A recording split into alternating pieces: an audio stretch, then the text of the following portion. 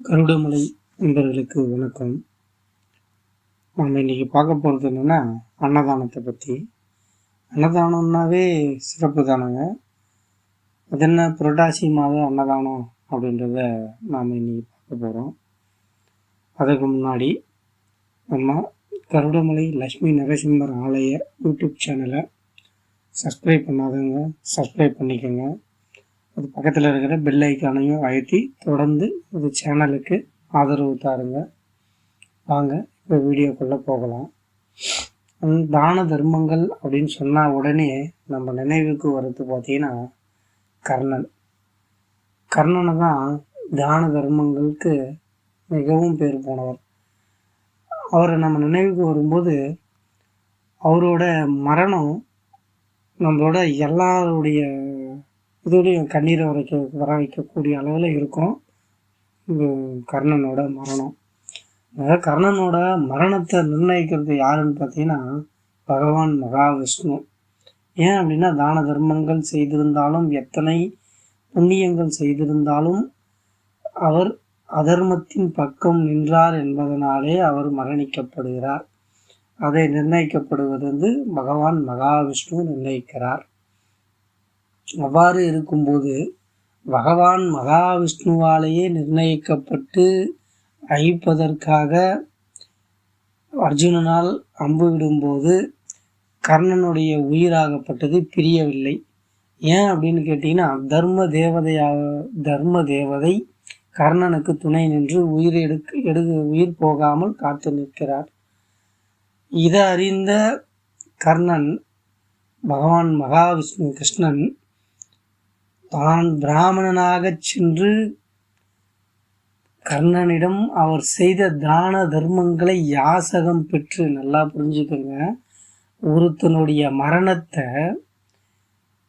தெய்வமே யாசகம் பெற்று வந்தது அப்படின்னு சொன்னால் அது கர்ணனிடத்தில் தான். அதற்கு கர்ணன் செய்த செயல்கள் என்னன்னு பார்த்தீங்கன்னா தான தர்மங்கள். இந்த ஒரு விஷயத்திலிருந்தே நாம் புரிஞ்சுக்கலாம் தான தர்மங்களோட அவசியத்தை, அதனுடைய பலனை. ஒரு மனிதன் தான தர்மங்கள் செய்து மேலோங்கி நின்றால் அவனிடம் தெய்வமே யாசகம் பெற்று நிற்கும் அப்படின்றத மகாபாரதத்தில் இந்த இடத்துல சொல்லியிருக்காங்க. அப்படிப்பட்ட கர்ணன் மரணத்தை தழுவி மேலோகத்தில், அதாவது பித்ருலோகத்தில் சொர்க்கத்தில் இருக்கும்போது அனைத்து சுகபோகங்களையும் அனுபவித்து கொண்டிருந்த போதிலும் ஒரு நாள் அவருக்கு திடீர்னு பசி எடுக்குது. எப்பவுமே இந்த சொர்க்கத்தில் இருக்கிறவங்களுக்கு இது போன்று தான தர்மங்களால் இருக்கிற புண்ணிய ஆத்மாக்களுக்கு பசி என்பது இருக்காது. ஆனால் என்ன காரணம்னு தெரியல, அவருக்கு அளவு கடந்த பசி எடுக்குது. இதை பற்றி சப்த ரிஷிகளை கேட்குறாரு. அப்போ அவங்க சொல்கிறாங்க, கர்ணா, உன்னுடைய ஆட்காட்டி விரலை வாயில் வைத்துக்கொள், பசி அடங்கிவிடும் அப்படின்னு. உடனே கர்ணனும் என்ன செய்கிறாருன்னு பார்த்தீங்கன்னா தன்னோட ஆட்காட்டி விரலை, வலது கையில் இருக்கிற ஆட்காட்டி விரலை தன்னுடைய வாயில் வச்சுக்கிறாரு. அப்படி வைக்கும் போது பசி ஆறிவிடுகிறது. இது என்னன்னு புரியாமல் திரும்பவும் ரிஷிகள்கிட்ட கர்ணன் கேட்குறாரு. அதற்கு அவர்கள் சொன்ன பதில், கர்ணா, நீ 1000 தானங்கள் எத்தனை பேருக்கு வந்தாங்களோ அவங்க அனைவருக்குமே இல்லை என்று சொல்லக்கூடிய அளவுக்கு தான தர்மங்களை செய்திருக்கிறாய். ஆனால் நீ செய்யாத ஒரே ஒன்று அன்னதானம் மட்டும் நீ செய்ததே இல்லை. ஆனால் ஒரு வைப்போக்கனுக்கு அன்னதானம் எங்கே நடைபெறுகிறது என்று கேட்ட ஒரு வைப்போக்கனுக்காக அங்கே நடக்கிறது என்று உனது ஆட்காட்டி விரலால் இடத்தை சுட்டி காட்டினாய் அல்லவா, அதன் பொருட்டே அந்த பலன் உன்னை அடைந்து இன்று உனது பசியை தீர்த்தது அப்படின்னு ரிஷிகள் சொல்ல, உடனே கர்ணன், நாம் இதுவரை செய்த பலன்களிலேயே அன்னதானம் மட்டும் எவ்வளவு சிறப்புடையதா, நாம் அதை செய்ய தவறிவிட்டோமே என்று யமதர்மராஜனிடம் சென்று வலியுறுத்தி கேட்கிறார்.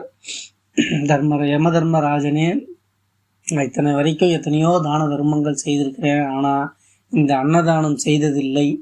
எனவே எனக்கு ஒரு பட்சம் மட்டும் அனுமதி அளித்தீர்கள் என்றால் பூலோகத்தில் சென்று நான் அன்னதானம் வழங்கி விட்டு வருவேன் அப்படின்னு கேட்குறாரு. ஒரு பட்சம் அப்படின்றது வந்து 15 நாட்கள். உடனடியாக இவர் தான் கர்ணன் வந்து தான தர்மங்கள் செய்திருந்ததால அவருக்கு அனுமதி வழங்கி அதே பூத உடலோடு பூலோகத்தில் வந்து அந்த 15 நாட்கள் வந்து தான தர்மங்கள் செய்கிறார் கண்ணன். இந்த 15 நாட்கள் தான் பார்த்தீங்கன்னா புரட்டாசி மாத பௌர்ணமியிலிருந்து அமாவாசை வரை வருகின்ற கிருஷ்ணபட்ச நாட்களில் வருகின்ற நாட்களையே கர்ணன் வந்து இந்த 15 நாட்களும் அன்னதானம் தொடர்ந்து பூலோகத்தில் செஞ்சிட்ருக்கிறார். இந்த 15 நாட்களில் எப்பவுமே யமதர்மராஜர் நீதி நேர்மை தவறாதவர். அதனால் பித்ருலோகத்தில் இருக்கிற மற்ற ஆன்மாக்களுக்கும் நீங்களும் இந்த 15 நாட்கள் வந்து பூலோகத்தை சென்று வரலாம் அப்படின்னு அனுமதி கொடுக்கிறார். இந்த அனுமதியின் பொருட்டே நமது முன்னோர்களும் மூதாதையர்களும் அனைவருமே இந்த 15 நாட்களும் இந்த பூலோகத்தை வந்து அடைவார்கள். இந்த 15 நாட்களிலே நம்ம முன்னோர்களை நினைத்து அன்னதானம் செய்தோமேயானால் அது அவர்களை மகிழ்வித்து அவர்களுக்கு இன்னும் மேன்மேலும் புண்ணியத்தை சேர்த்து கொடுக்கும். அதனால் அவங்க ரொம்ப மகிழ்ச்சி அடைவாங்க. அப்படி மகிழ்ச்சி அடைந்தாங்க அப்படின்னா நம்ம வாரிசுகளையும் சந்ததிகளையும் வாழ்த்துவாங்க. இந்த வாழ்த்துதலால் நம்ம பெரும் பலனை அடையலாம். அது மட்டும் செய்யாமல் இந்த 15 நாட்களில் வர திதிகளில் அவர்களுக்கு தர்ப்பணம் கொடுக்கலாம். அதனால தான் இந்த 15 நாட்களும் தர்ப்பணம் கொடுப்பதனாலையும் அப்படி நாட்களில் கொடுக்க முடியாதவங்க இந்த புரட்டாசியில் வர அமாவாசை என்று தர்ப்பணம் கொடுப்பாங்க. இவ்வாறு நடைபெற இந்த 15 நாட்களையும் மகாலய பட்சம் அப்படின்னு சொல்லி அந்த கடைசியாக ஒரு அமாவாசையை மகாலய அமாவாசை என்று கூறுவார்கள். எனவே நம்ம முன்னோர்களுக்கு தர்ப்பணம் கொடுப்பதற்காக இந்த புரட்டாசி பௌர்ணமியிலிருந்து அமாவாசை வரை வருகின்ற இந்த 15 திதிகளையும் பயன்படுத்தி தர்ப்பணம் கொடுப்போம். நமது முன்னோர்கள் நினைவாக அன்னதானம் பல இடங்களில் செய்வோம்.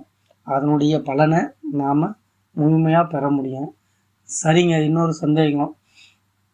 என்னோட முன்னோர்கள் வந்து புண்ணிய ஆத்மாவாக இருந்து சொர்க்கலோகத்தில் இருக்காங்க. அவங்க இன்னொரு பிறவி எடுத்து போயிட்டாங்க.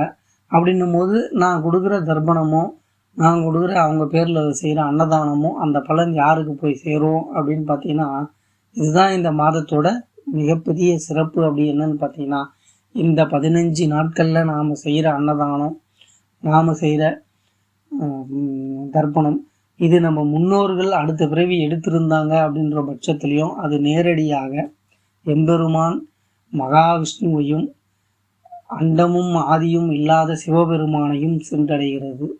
இவ்வாறு சென்றடையும் போது நல்லா சிந்திச்சு பாருங்கள். நம்ம முன்னோர்களுக்கே நம்ம கொடுக்கக்கூடிய அன்னதானமும் தர்ப்பணமும் சென்றடைந்தால் நமது வாழ்வை வளமாக்கக்கூடியவர்களாக இருக்கும்போது நாம் கொடுக்கக்கூடிய இந்த தர்ப்பணமும் அன்னதானமும் பகவான் மகாவிஷ்ணுவையும் சிவபெருமானையும் அடையும் போது நாம் எந்த வகை பலன் கிட்டும், நமக்கு எந்த வகையான பலன்கள் கிட்டும் அப்படின்றத நான் சொல்லி தெரிஞ்சுக்க வேண்டியதில்லை. நம்முடைய 7 பிறப்பும் நமது 21 தலைமுறையும் புண்ணியம் அடையும் என்பதை இந்த பதிவின் மூலமாக தெரிவித்து, நீங்களும் இந்த 15 நாட்களை பயன்படுத்தி உங்களால் இயன்ற இறை பக்தர்களுக்கோ அல்லது சிறிய உயிரினங்களுக்கோ, நம்ம அன்னதானன்றது அதிக அளவில் தான் செய்யணும் அப்படின்னு இல்லை, சின்ன காக்கா குருவி எறும்பு இது போன்றவைகளுக்கோ இல்லை நம்மளால் முடிந்த ஆலயங்களில் அன்னதானமோ செய்து முழு பலனை பெறுமாறு கருடமலை சார்பாக அன்பர்கள், கருடமலை லட்சுமி நரசிம்மர் ஆலய திருக்கோயில் சார்பாக கருடமலை அன்பர்களை கேட்டுக்கொள்கிறோம். நன்றி, வணக்கம்.